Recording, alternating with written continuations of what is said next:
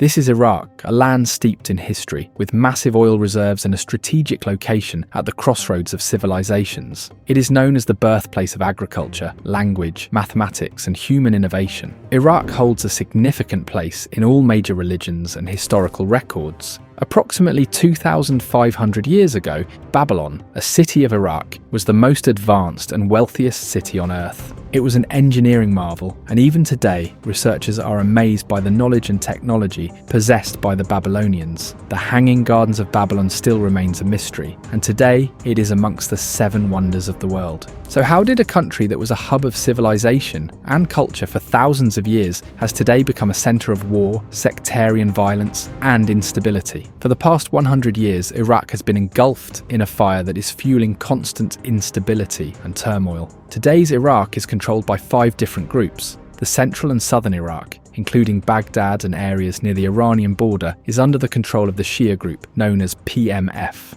Northern Iraq is controlled by the Kurdish Peshmerga. This area, including cities like Erbil, Sulaimania, and Dohuk, is an autonomous region known as Iraqi Kurdistan. They have their own government, prime minister, and army. Western Iraq, including the province of Anbar and cities like Ramadi and Fallujah, is under Sunni tribal groups. These groups support the central government but enforce their own rules in their controlled territory. The entire region from Baghdad to Basra and Karbala is under the control of Iraq's federal government, which is led by Prime Minister Mohammed al-Sudani. The northwest mountainous region, near the Syrian border, remains under the control of ISIS. Despite being the cradle of human innovation, with abundant resources and a strategic location, Iraq today remains deeply divided. This division is shaped by its geography, history, political dynamics, and the influence of global superpowers. In today's video, we'll delve into Iraq's hidden and complex story that you might not have heard before. Now, before we dive deeper into the video, I have a small request. If you enjoy my content, please do subscribe to my channel. I put in a lot of effort to create these videos, but many of them don't get the reach they deserve. Your support would mean the world to me.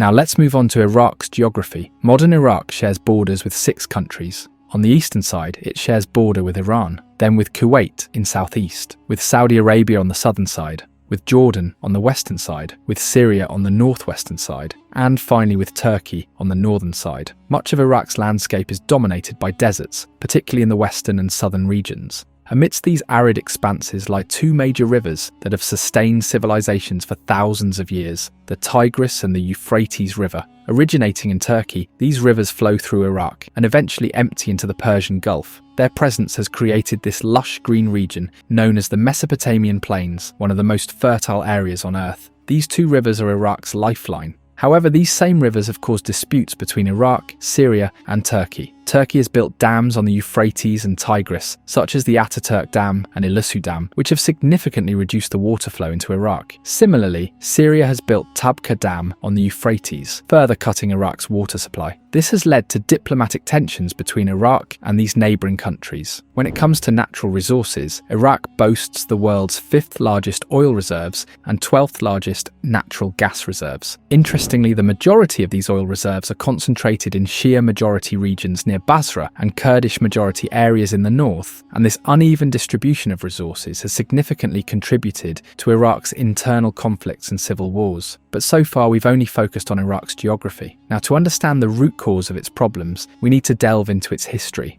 The first mention of Iraq in recorded history dates back 5,000 years to the Sumerian civilization. Back then, the region was called Mesopotamia, meaning the land between 2 rivers. It included parts of present-day Iraq, Iran, Syria, and Turkey. The Sumerians were the first ones who laid the foundation for astronomy, mathematics, and administration here. From 2334 BCE to 2154 BCE, this region was part of the Akkadian Empire. Then from 1894 BCE to 539 BCE, it became the center of the Babylonian Empire, which was one of the most powerful empires of its time. It was during this period that the Hanging Gardens of Babylon were built. From the 8th to the 13th century, this area became part of the Abbasid Caliphate, a time known as the Islamic Golden Age. Baghdad, in particular, became the global center for knowledge, trade, and innovation. Scholars from all over the world would come to Baghdad, where Persian, Greek, and Indian knowledge was translated into Arabic. It's almost unimaginable today that Baghdad, a city now marked by bloodshed, was once the epicenter of global knowledge, culture, and political influence. This was the place where the seeds of the European Renaissance were sown. In the 13th century, the Mongols attacked and desolated Baghdad, and after that, between the 13th and 15th centuries, Iraq remained part of several smaller empires. From the 16th to the 20th century, the region fell under the rule of the Ottoman Empire, serving as a vital link between the East and the West. After World War I, when the Ottoman Empire collapsed, European colonial powers saw an opportunity to divide the region for their benefit. In the 1916 Sykes-Picot Agreement, Britain and France divided the Middle East without any regard for the region's ethnic, religious or tribal realities. The British Empire drew artificial borders, splitting the region into Turkey, Syria, Iran and Iraq. This division was done haphazardly, forcing people with vastly different cultures and languages into a single nation. If we compare with the Ottoman period, Mosul, Baghdad and Basra were separate provinces, but Britain merged them into Iraq, despite their vastly different demographics. For example, Mosul had a Kurdish majority population, Baghdad was home to Sunni Arab Muslims, while Basra had a Shia Arab Muslim majority.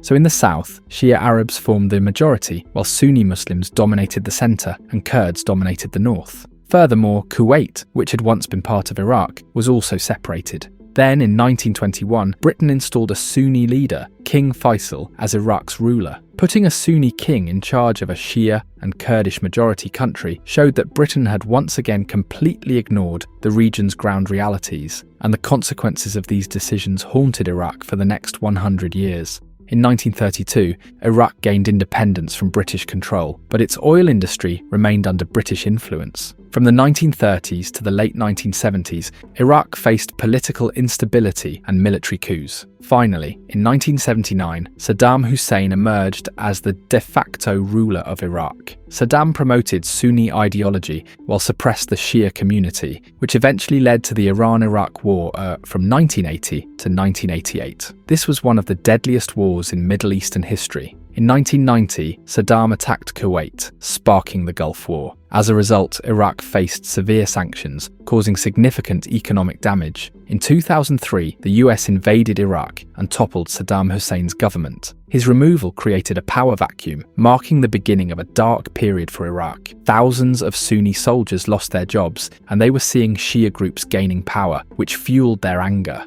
Abu Musab al-Zarqawi took advantage of this anger and formed an organization under the name Al-Qaeda. This new group had two main objectives. 1. To expel the US from Iraq. 2. And to overthrow the new Shia government and establish a Sunni majority rule. This sparked a brutal civil war in Iraq, with Sunnis, Shias and Kurds fighting for their own interests. Thousands of people were killed, and multiple foreign countries supported these groups for their own agendas. After al-Zarqawi was killed in 2006, Al-Qaeda rebranded itself as the Islamic State of Iraq, or ISI. In 2010, Abu Bakr al-Baghdadi became the leader of ISI. Around the same time, Syria plunged into civil war, which ISI took advantage of. People from Syria joined its ranks, and in 2013, the group rebranded itself as ISIS, the Islamic State of Iraq and Syria. By 2014, ISIS had captured large areas in northern and western Iraq, including Mosul, the country's second largest city. This alarmed Saudi Arabia and other Gulf countries, as they feared that a hardline group like ISIS could threaten their own stability. In response, Saudi Arabia, Qatar and the UAE pushed the United States to intervene. In 2014, the United States, along with the support of Kurdish fighters, Shia militias and local tribal groups, launched a campaign against ISIS. By 2017, ISIS was defeated, Mosul was liberated, and a Shia-majority central government was installed in Iraq. Since then, Iraq has remained deeply divided among 5 major groups, each backed by different foreign powers.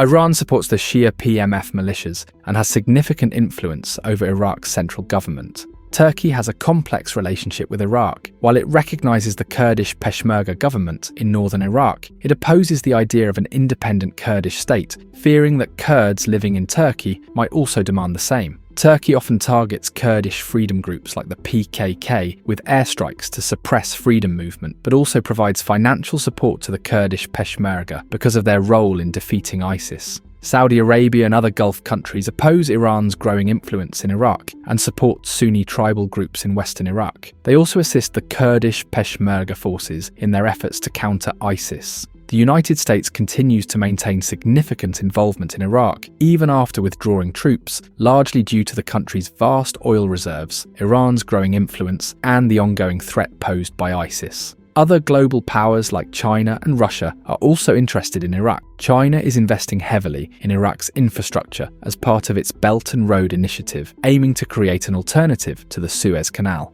At the same time, Russia maintains a keen interest in Iraq because of its involvement in Syria, where it supported the Bashar al-Assad's regime. Iraq's current situation is extremely complex, and much of its problems stem from the artificial borders drawn by European powers after World War I. Today, the divisions within Iraq run so deep that no single group or foreign nation can achieve peace alone. For Iraq to move forward, either the century-old borders must be reconsidered, or there must be significant efforts to reconcile the deep-seated divisions among its communities. With 60% of its population being young, it is crucial for Iraq's leaders to unite for the sake of the country's future. Until Iraq achieves stability, the broader Middle East cannot truly advance. Much like the Israel-Palestine conflict, Iraq remains a critical flashpoint that must be addressed to resolve the region's challenges. If you liked this video, don't forget to subscribe to the channel. See you in the next video. Take care.